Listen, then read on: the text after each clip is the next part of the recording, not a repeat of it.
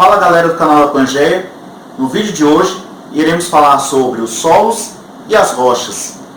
E também é a última aula sobre o tema de geomorfologia. Primeiramente iremos falar sobre as rochas.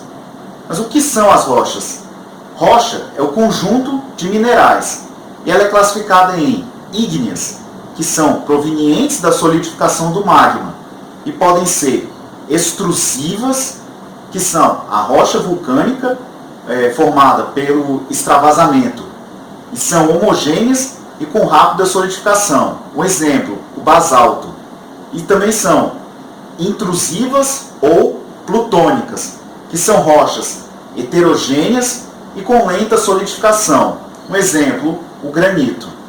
E temos as rochas sedimentares, que são aquelas que sofrem erosão e sedimentação de outras rochas, ocorrendo compactação e formando arenito.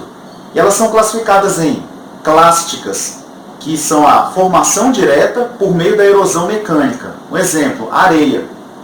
As orgânicas, que são formadas pela vida. Um exemplo, o recife de corais. E químicas, que são formadas por reações químicas. Um exemplo, os sais. E temos as rochas metamórficas, que é aquela formada pelo aumento da temperatura ou pressão. Um exemplo, o mármore e o gneiss, que é a metamorfose do granito. E sobre a pedologia, o solo ele é formado pelo intemperismo, que é o enfraquecimento da estrutura rochosa.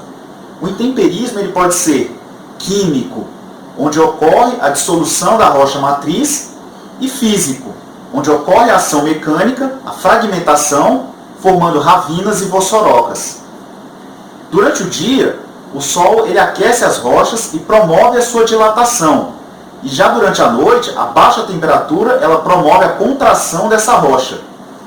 Essa movimentação ela gera erosão e, consequentemente, surgimento das ravinas, que são rachaduras. E, contudo, algumas dessas rachaduras podem ser mais acentuadas, e com isso promovem a formação de crateras ou vossorocas. Dentro da ravina, pode crescer uma vegetação denominada de líquen. E o alargamento dessas raízes, dessa vegetação, promove o intemperismo biológico. Os horizontes do solo, eles são divididos em camadas ou horizontes que são o horizonte ou camada O, que é a camada orgânica de cor escura, que é o humus, e é nessa camada que atuam as chamadas bactérias sapróforas, responsáveis pela nitrificação do solo e sua consequente fertilidade. A camada e o horizonte A, que é a camada de forte concentração de matéria orgânica e inorgânica, onde ocorre a lixiviação, que é rico em humus.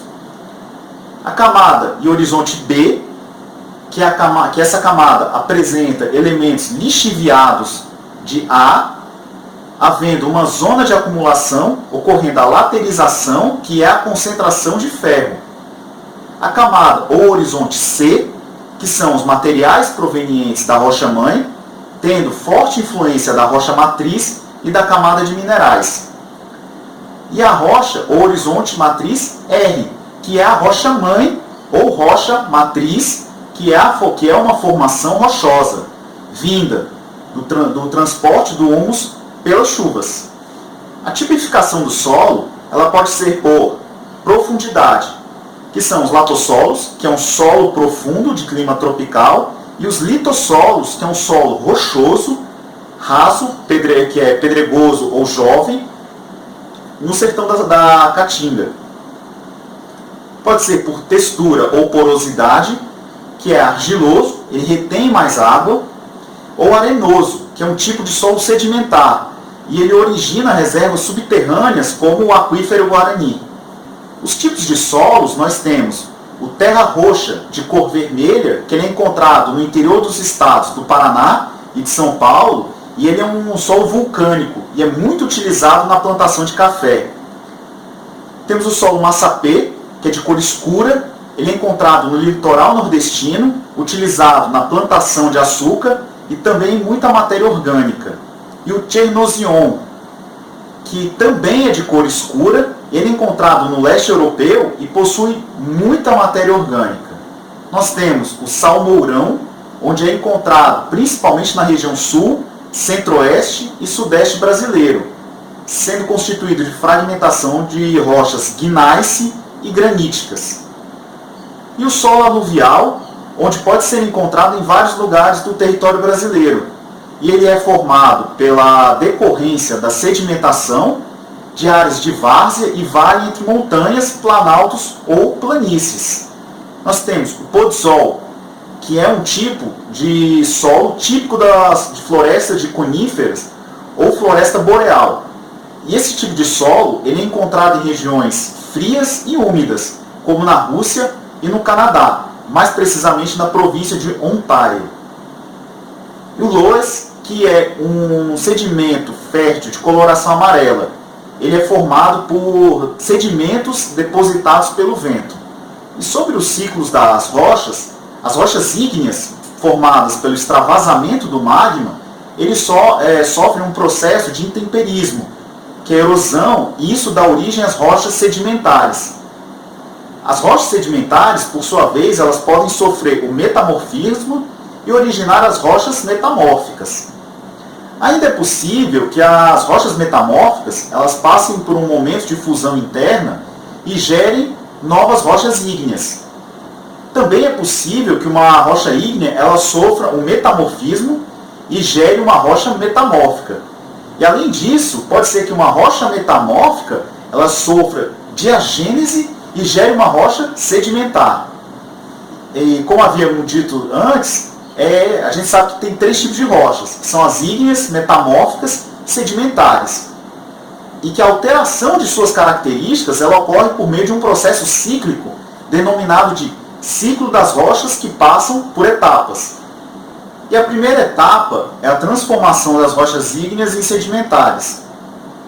Por se tratar de um ciclo fechado, não é possível dizer onde está o seu início e onde está o seu fim, o cíclico, o contínuo e o infinito. Com os movimentos da Terra, muitas rochas ígneas, as magmáticas, que se formaram a muitos quilômetros abaixo da superfície, acabaram extravasando ao longo de milhões de anos. Essas rochas elas acabam sofrendo o resfriamento, a cristalização, pela ação dos agentes externos, a água, os ventos, a exposição ao sol e as chuvas, e a erosão, que é o intemperismo. Esse processo de transformação do solo por agentes externos, ele é denominado intemperismo. E o resultado são as rochas sedimentares. E elas se formam quando os sedimentos gerados pelo intemperismo são depositados em fundos de rios, lagos e se aglutinam.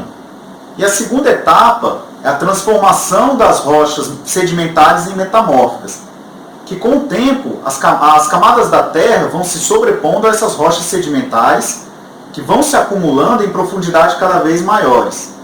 Com isso, elas passam a sofrer com a pressão da Terra e de seu extremo calor interno, tornando-se mais duras e passando a serem chamadas de rochas metamórficas. E o processo de aquecimento e endurecimento das rochas ele é chamado de metamorfismo. A terceira etapa é a transformação das rochas metamórficas em ígneas, que como continuação desse processo, as rochas metamórficas elas podem sofrer ainda mais com o calor e pressão da Terra, de tal forma que elas começam a derreter formando as lavas. E com o endurecimento dessas lavas, temos novamente a formação das rochas ígneas. E o processo de derretimento das rochas é chamado de fusão. E a quarta etapa são as transformações diretas, que é possível também que uma rocha ígnea ela volte a sofrer com metamorfismo e se torne novamente metamórfica.